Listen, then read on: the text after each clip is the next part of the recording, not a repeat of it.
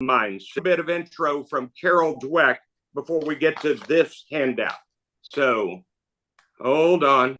Let's see. It's 11:08. Here's my promise. At 11:10, I give up on the computer and I simply present from the iPad. So everybody be ready for that.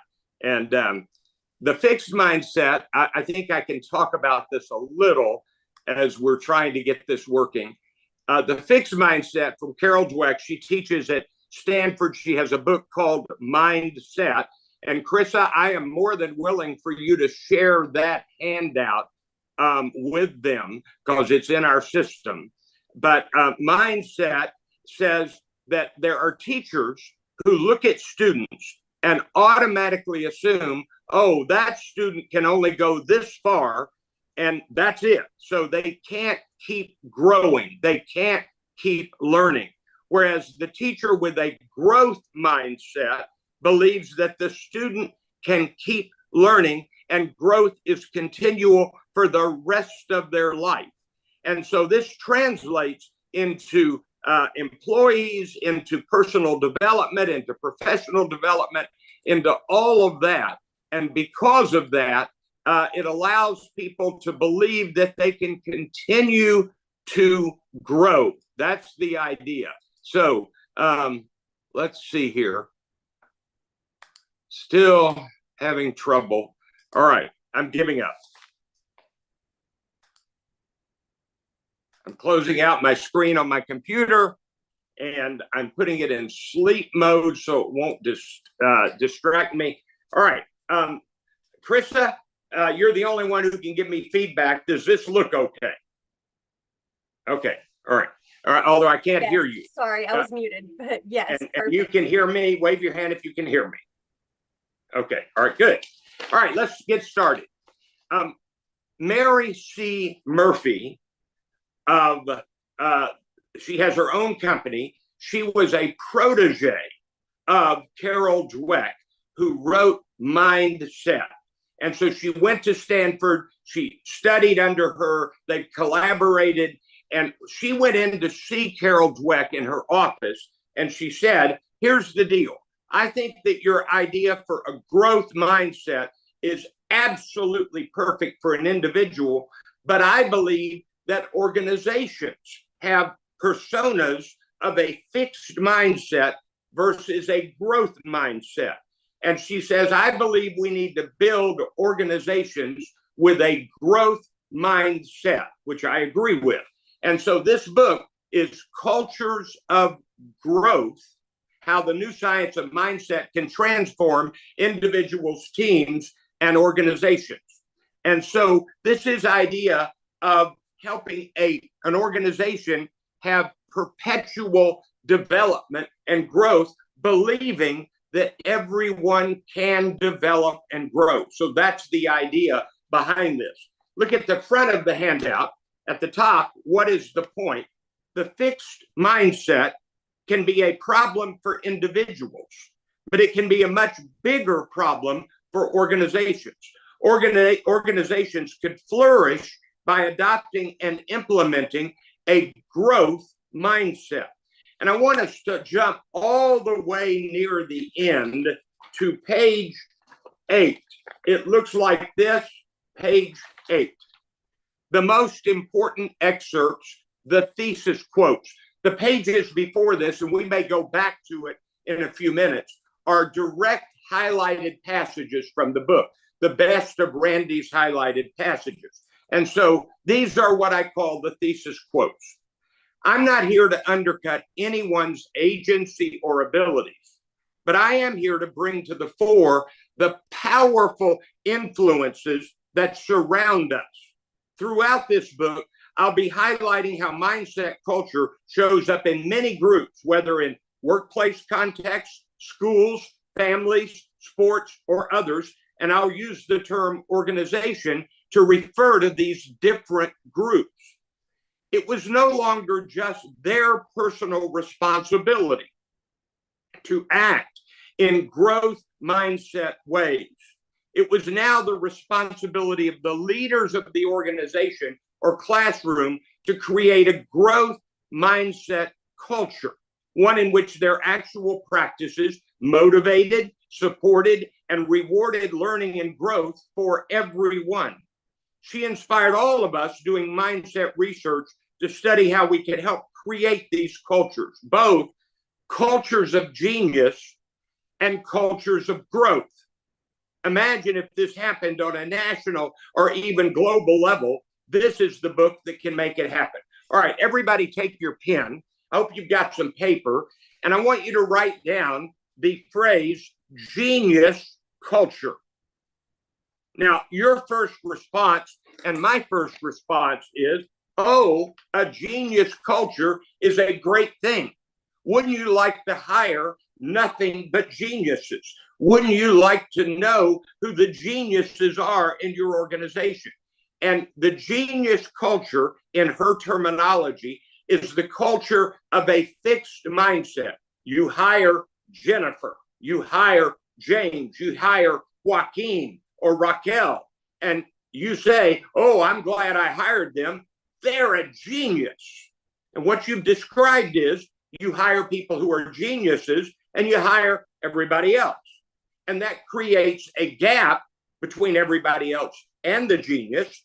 And it makes the genius think, oh, I can relax, I'm a genius. And it makes everybody else think they have no chance of attaining a higher status of capability. And so that's the idea behind this genius culture of genius. That's a bad thing. She does not want cultures of genius. She wants cultures of growth where every employee, every worker has the possibility of developing into something akin to a genius. Turn to page 9, the next page. Mary Murphy, a student of and collaborator with Carol Dweck. She is now an endowed professor of psychological and brain sciences at Indiana University, founding director of the Summer Institute on Diversity at the Center for Advanced Study in Behavioral Sciences at Stanford University, and founder and CEO of the Equity Accelerator. Now, she has a special interest in DEI concerns, diversity, equity, and inclusion, but she comes at it from a growth mindset idea that we hire someone and then we develop them and we challenge them to keep growing. And this is critical. And we believe they can keep growing. That's what's special about this book. So the next item is an insight from Joseph Addison. Joseph Addison, an 18th century chronicler of the history of the genius, described two types of genius popular in the early 1700s: natural and learned. One could display brilliance from an early age, but one could also develop it through industriousness, or what I call effective effort. So he basically says a person could develop their genius. And in this part of the handout, when something is in italics, it comes directly from the book. Notice my parentheses here. And aside about Addison's walk at Magdalen College in Oxford, I have walked on that walk. It is a favorite walk of C.S. Lewis and J.R.R. Tolkien when they were there. And it's named Addison's Walk because he would walk on it every day and ponder the universe and ponder things. And it was his reflective, natural experience that made him a great teacher and a great thinker. Here are some bad stories and a bad to good story. Bad stories. As we see in modern examples such as WeWork, that's the business that you wanted to rent a space in a joint working effort, and Theranos, that's the prick your finger for all of the incredible readings you can get, and the woman is in prison now, as well as older examples, including Wells Fargo and Enron. And what she's referring to here is Wells Fargo had such a standard of you have to reach this quota that the workers began lying and creating fake accounts to get money to meet their quota because it was expected, it was a quota, and they did not have a culture where they could avoid that. The same with Enron. And so approaches that pit people against one another, that's worth underlining. Approaches that pit people against one another and are common in cultures of genius, and disconcertingly, stack ranking seems to be making a comeback in the tech sector. If you don't know the term stack ranking, this is from Jack Welch. In his General Electric days, he would take the top 10% and give them the best training. He would take the middle group down to the bottom 20% or 10%, and he would give them a little bit of training. But at the end of the year, he would automatically fire the bottom 10% every year. So people were frightened of their place. They were afraid of what would happen to them. It did not cultivate a culture of growth. So that's stack ranking. All right, now I'm reading the next paragraph here. Jennifer Doudna, working in conjunction with collaborators within and outside her lab, would go on to make a series of scientific discoveries that directly led to the development of CRISPR. And CRISPR was a massive breakthrough.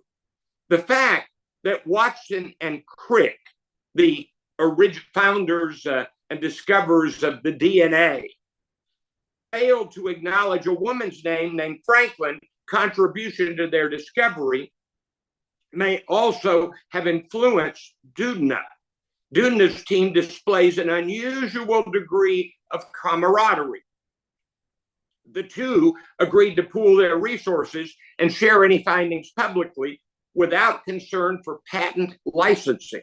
The result was a CRISPR-based diagnostic test that received emergency use of authorization from the FDA in early 2022. Doudna replied, "I know some people like creative conflict, but I like having in the lab people who work well together." And so this idea of the growth mindset means that you believe everybody has something to offer. You look for what they have to offer.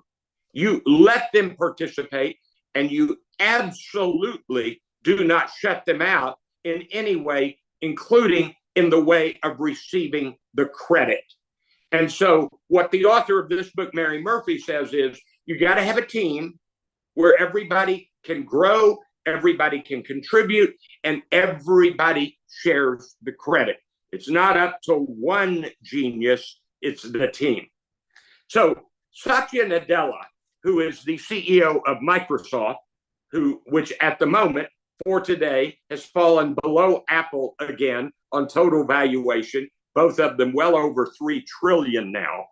Satya Nadella said, quote, "Don't be a know-it-all. Be a learn-it-all." Circle that. We have never lived in a better time on planet Earth for learning than right now. You can go to Google Gemini or Chat GPT. You can find the right AI and ask the right question and learn anything.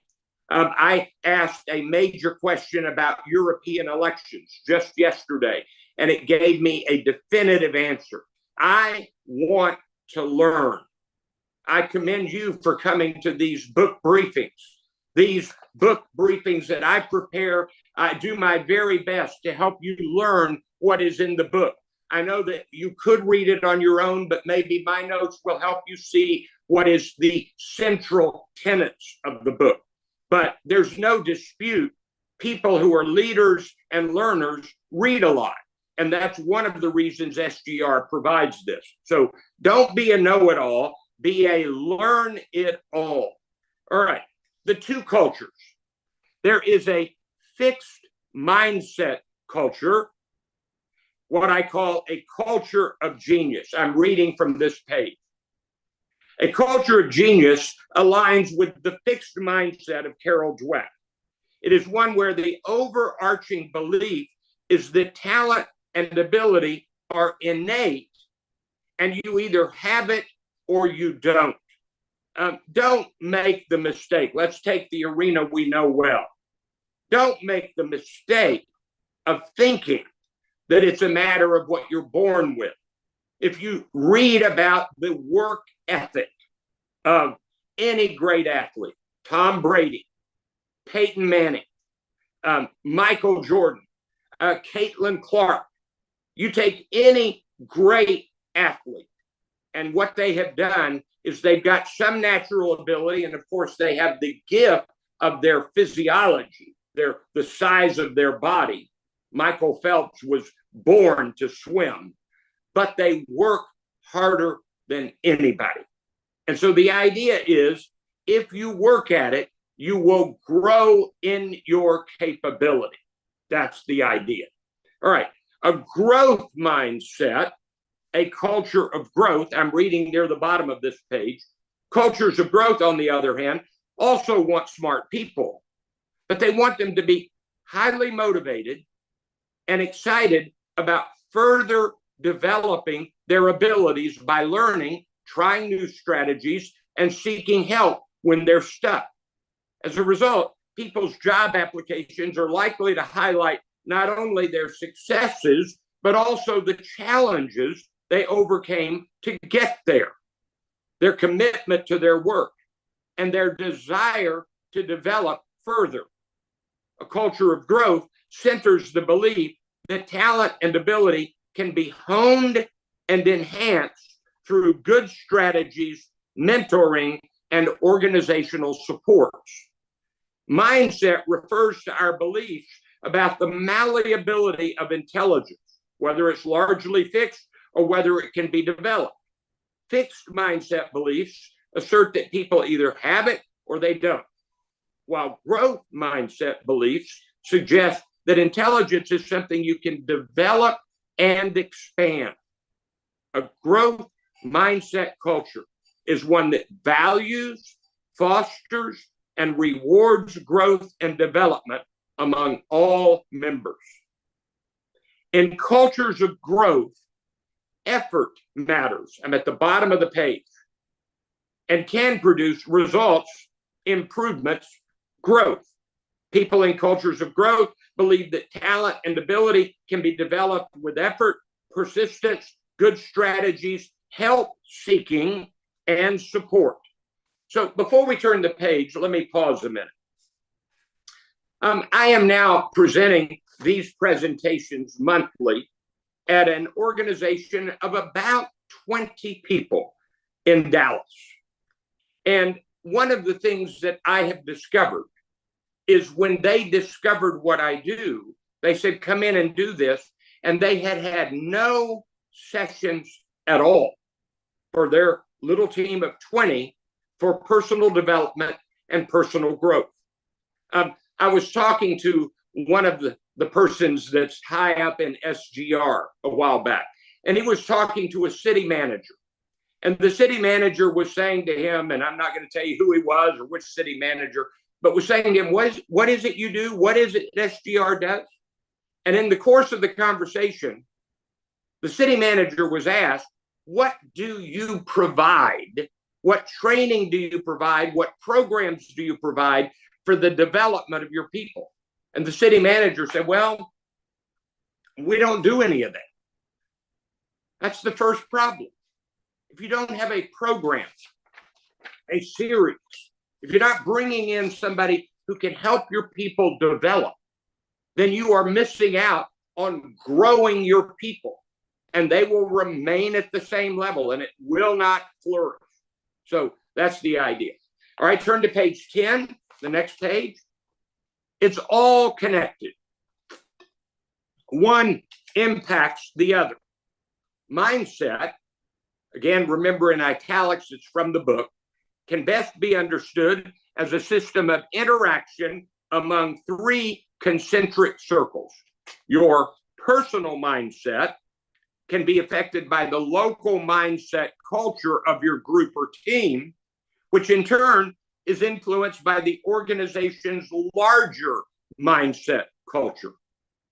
One of the simple thoughts about this is that if everybody in an organization has some level of we're working to grow together, then they share the experiences of growth. And that creates a culture of growth. All right.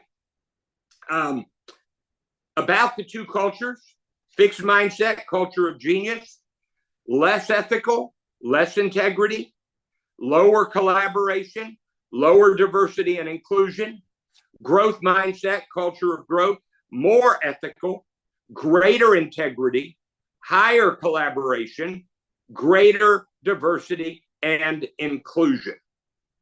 Employees have less trust in and show less commitment to cultures of genius compared with cultures of growth. People constantly have to prove and perform, knowing that they are only as good as their last performance in this environment.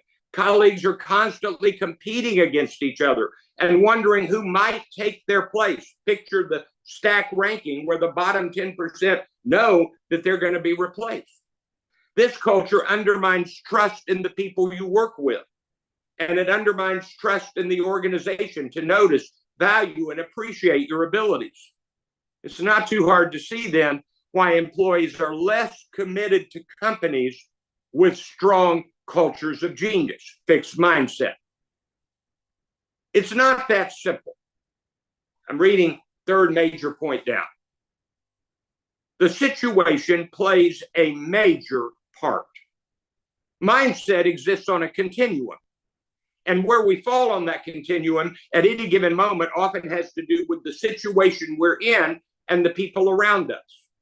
The reality is that no one has either a fully fixed mindset or growth mindset. Although we may favor a fixed or a growth, we all have both, and shifting between them is something each one of us does. In Carol Dweck's research on teachers on mindset, she says that even teachers with a growth mindset will find themselves falling back and saying about some of the students, the student will not attain such and such. So, by the way, here's something interesting. This is utterly unrelated. I once was in a gathering with Malcolm Gladwell, who wrote Outliers and The Tipping Point and David and Goliath. I forget all of them. I've read them all. And he was asked, it was after he wrote the book Blink, which is about instantaneous decisions. He was asked by somebody in the audience, have you changed your mind any on anything after the research you did for Blink? And he said, yes. He said, I was opposed to school uniforms. And my research says that teachers make snap judgments about the capability of students based on how they dress in class. They don't realize they're doing it, but they make snap decisions. And he says, when all the students are wearing the same uniform, that creates a better, more level playing field for the teachers to believe that everybody has the capability. So there's a parallel here. And you know, and I know that I have made snap decisions about somebody's capability or trustworthiness based on how they look, which is not good. So we have to work at this. Okay, I have no idea where I was here. All right. It's easy to, I'm in the middle of the page, basically. It's easy to use mindset to sort and label people. It also means that we put the onus of change on the individual instead of considering the context and culture that creates and maintains mindset. I'm going to give a personal example here, something that is interesting to me. Through the years, I've met leaders who love to read books. And so they're going to say to their executive team, okay, we're all going to get together, read the same book. We're going to read the same book and we're going to discuss it, and then we'll go to a next book. And they'll try to do, say, one book every other month. And what I have found is that the average person in that group will read most of the first book selected. By the fourth book, they're hardly skimming it. They're hardly opening it. They hope they're not asked a question. And so here's a question. Is it important that your team read the book or learn what's in the book? Think about that difference. A book briefing where I walk through this, where they follow along, they now know the concepts of the book without having to read it. So that's a way an organization helps expose people to the best thoughts of the best business minds from the books without putting the onus on them that they have to read the book pretty much in their spare time. So that's one little example of the way to think about this. All right, let's keep going. Let's see. All right. Just pay careful attention, and you can tell what kind of culture an organization has. In addition to mission statements and other cultural artifacts such as websites, founding documents, onboarding processes, and evaluation and promotion policies all shed light on an organization's mindset culture. When companies narrowly focus on outcomes, they explicitly value the best people and their natural talents and success without also mentioning the growth and development that it takes to get there. It communicates more of a fixed mindset culture. Either you succeed or you fail. When companies had more of a culture of growth, for example, when their websites and mission statements described commitment to employees' development, study participants expected these companies to be more collaborative. All right, the growth mindset impacts. In workplace settings, mindset culture has a ripple effect that impacts everything: collaboration, innovation, who is hired, fired, promoted, ethical or unethical behavior, diversity and inclusion, and bottom line, economic success when you're in the profit business. Collaboration, and whether we're more likely to compete with our colleagues or work together. If we had time, we could talk about the research that says the more women you have on a team, the more collaborative it is. If you have 8 men and 2 women, you're going to be more collaborative with 5 men and 5 women, but it doesn't stop there. You're going to be even more collaborative with 2 men and 8 women. So research is very clear that increasing the number of women on a team increases the collaboration. Well, what this author says is that the growth mindset can add to that increase in collaboration. I'm continuing to read. Innovation, and whether we can access new ideas or are stuck repeating the past. Risk-taking and resilience, and whether we're willing to take chances or feel compelled to play it safe.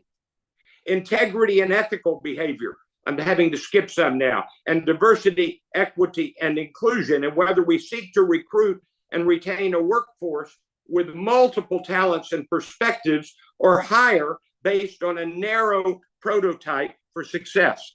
I'm going to do something coming up this fall that I've not done before. I'm presenting 2 of these book briefings in a city in South Texas in the Rio Grande Valley, which happens to be where I grew up.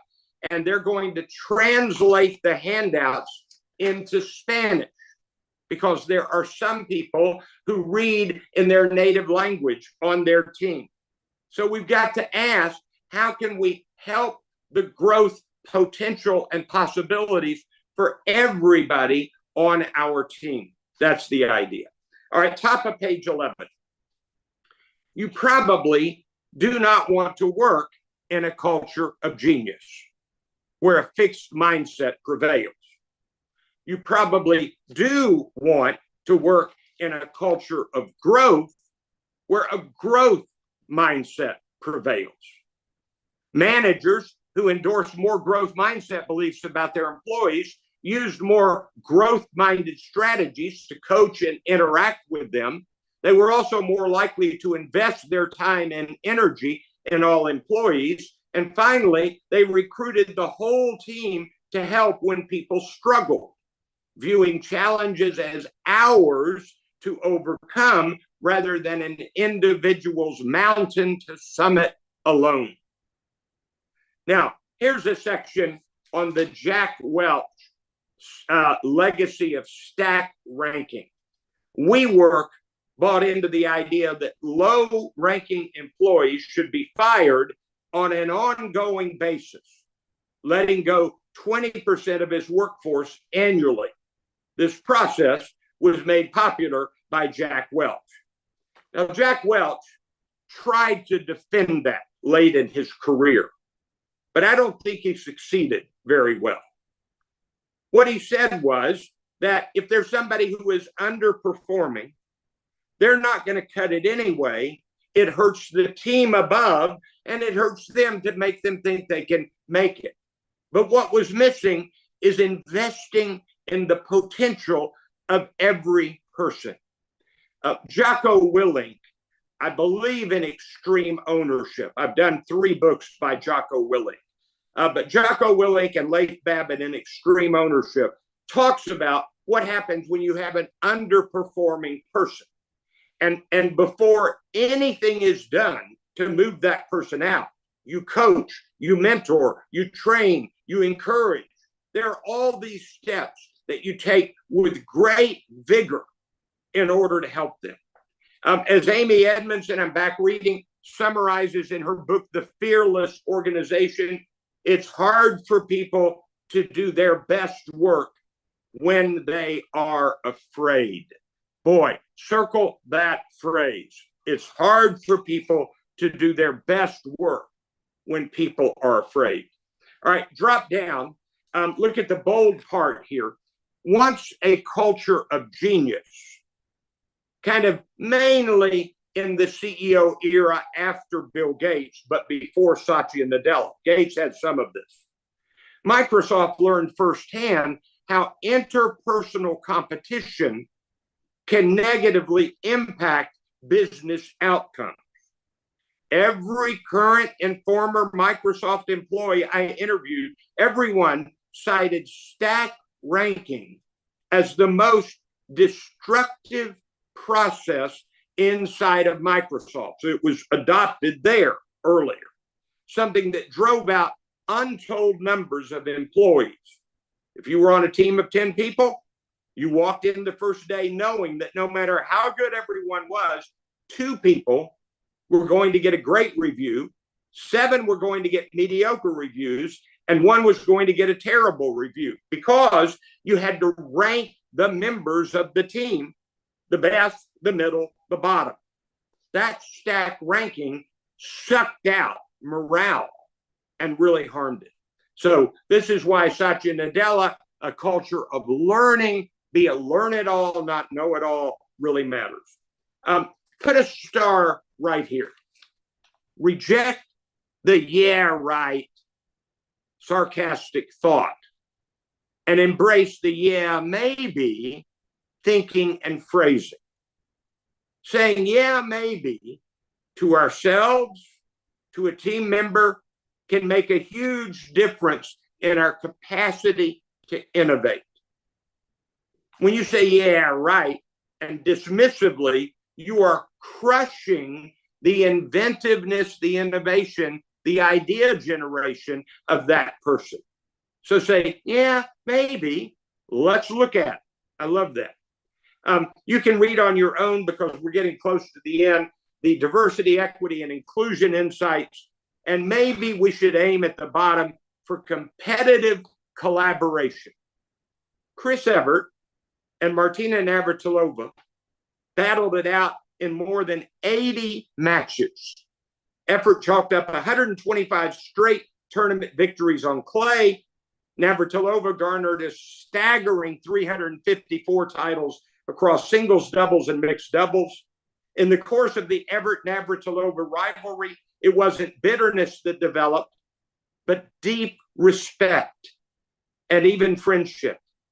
Each says the presence of the other helped them raise their game. As Everett says, when she lost to Navratilova, it propelled me to work harder and be more determined. The pair even practiced with one another from time to time and warmed up together before matches in which they were set to compete. And I've got to mention that Sally Jenkins, who wrote a book called The Right Call, wrote a wonderful article. Google it and find it. Washington Post, about a year ago, give or take, about now in their older years, both Navratilova and Everett have fought cancer, and they help each other with their cancer. It's a moving story to read about their friendship. All right, turn to page 12. The back of the handout, I've got 5 lessons and takeaways. Number 1, here's an implication for recruiting and hiring. Do you hire people who will do what you tell them, or people who will look for better ways? Do you cultivate that growth mindset? How about this? Number 2, do we put too much emphasis on personal responsibility while ignoring systems and organizations and their responsibilities? Mindset culture is so powerful that it can actually block an individual's growth mindset. So every team member, every department head, the city manager, everybody at the top of any group needs to be looking for ways to help every person grow. Number 3, a fixed mindset for an organization can be bad for collaboration, bad for individuals' growth, and it can even lead to unethical behavior and more. Number 4, a growth mindset for an organization can lead to more effective collaboration, to better recruiting, to higher employee engagement, and greater personal growth for many within the organization. Aim for the growth mindset. And number 5, surround yourself with people who believe that they all have more to learn. Be a learn-it-all. Surround yourself with others who embrace the learn-it-all mindset. Now, I want to just end with a couple of the best highlighted passages. So take your handout and look at page 3, number 10. Organizational mindset can forecast the success of individuals, teams, and organizations. And look at number 18. Ironically, cultures of genius actually produce less genius because you're shutting out the people that need to develop. Look at number 23 on page 4. The question is not, are you a person of a fixed or growth mindset? The question is, when are you in your fixed mindset, and when are you in your growth mindset? At the organizational level, the question is not, how can we avoid hiring fixed mindset people? The question is, what triggers our employees to adopt more fixed or growth mindset views and behaviors? How can we shape the environment to encourage more of a growth mindset more of the time? And then let's see, one more, page 7. Without a doubt, number 63, page 7. Without a doubt, transforming your organization into a culture of growth is a journey far more than a destination, as is identifying our mindset triggers and continuously adjusting our own mindset set points. Well, that's the book briefing, Cultures of Growth, how the new science of mindset can transform individuals, teams, and organizations. All I have to say is this. Everybody you interact with, you help them see, I believe you have more to grow and I can help you, or I think you've reached it, and that's disastrous. Well, that's the book briefing. Krista, back to you. Excellent. Thank you so much, as always, Randy. And I know we're running up on time, but I wanted to make sure Matt had a question. He said, does Mary Murphy touch on the topic of mindfulness? No, not in this book. The mindfulness is a great subject, and I've got lots of book briefings that I've done that touch a lot on it. But there's very little, if any, if I remember correctly, in this book on mindfulness. So anyway. Do you know, Randy, I'm putting you on the spot, but do you know if we have a book that covers mindfulness in our schedule of book briefings for the Wednesday webinars off the top of your head? If I had my computer on, I could find that more easily. And I apologize, I'm on my iPad. I don't have the flexibility. I don't know if we've done this in the SGR format, but there's a wonderful book by Johan Hari called Stolen Focus. And I think you can look at some of the work of Cal Newport, which is his latest book. And I'm drawing a total mental blank on the title, but his earlier book is Deep Work. And I love both of Cal Newport's books. And these are not necessarily books that, tell you how to sit and do this mindfulness practice, but they talk about investing chunks of time, letting your focus be where you need it to be, and they're very related to mindfulness. So that's my quick answer. And I'm sorry, I just don't have my computer functioning the way I should, and I'll make sure to not let that happen again. No worries. That's on me too. And I wanted to point this out because I thought it was such a great comment that Victoria said, excellent. As I read your notes, the words "be curious, not judgmental" rang through my mind repeatedly. And what a great comment there. And Matt agreed. And here's what I would say. If you made me choose 3 words that are dominant in today's arena, they are: be curious, be empathetic, listen well. Yeah, and Matt Davis, Ted Lasso is the best. Yep, that's right. Gosh, yes. That's right. One of my faves for sure. Okay, well, I am going to drop the link for registration for next week's webinar.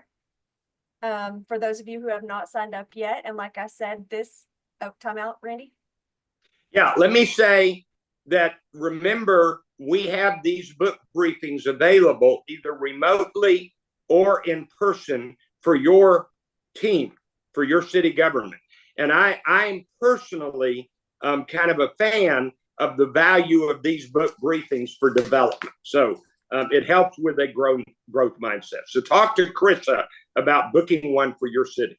Yes, absolutely. We would love to help with that. I put my email in the chat, and also I misspoke because I said next week's webinar, but we are not having a webinar next week. Our office will be closed in observance of Juneteenth, so it will be the following week. So the link is still correct, but my words did not match what you'll see on the screen when you click that link.